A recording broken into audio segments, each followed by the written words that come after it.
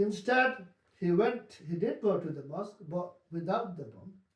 And he went in and he said, tell me about Islam, tell me about what God says in the Quran. Long story short, he's a Muslim now. And I like that because it's called, to me, it's a demonstration of free will. So first he was really determined to, go through with this horrible plan. Premeditated bomb and blow the whole thing and kill as many Muslims as he, and then, of course there's Allah is the best of planners, you see. But because of his daughter, he kind of he thought, wait, there's something wrong here. And what I'm trying to say, he then himself, so first it was a bad choice, and then it became a good choice. Yeah.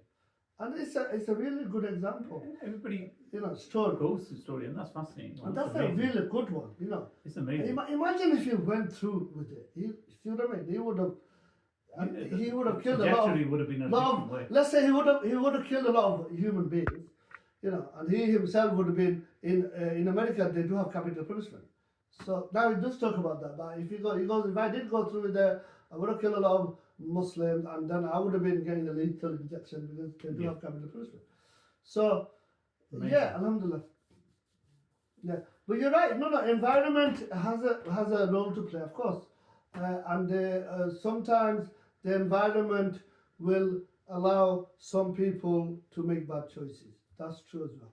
And it's company as well. People, Yes, friends no, you're right, take 100%, people down. 100%, And that happens, but it happens too many times. And then once you make them, like you said, the wrong choices so many times, once you're in that environment, there's no way of getting out. That's a good one. No, you're right. I agree with that 100%.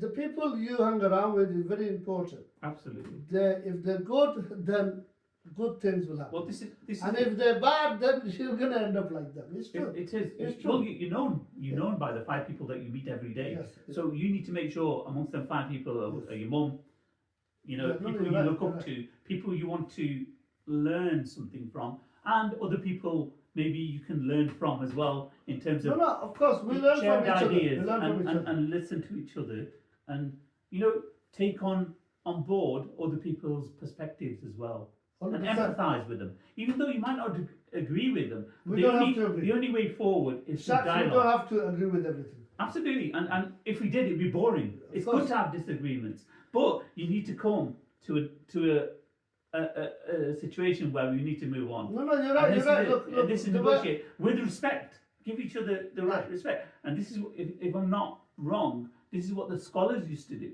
100%, And this is like 100%. what used to happen. Typically, they would have sessions of arguments about rulings, about all that, and then they'd walk away, and they would have no bad feeling about each other. So it's just, 100%. We learn from each other.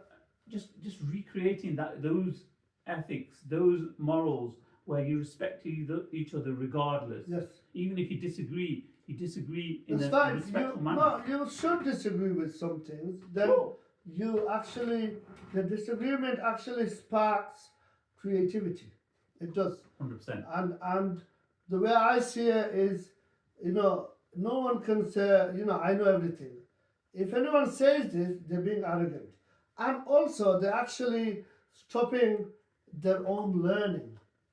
Because there is so much to learn.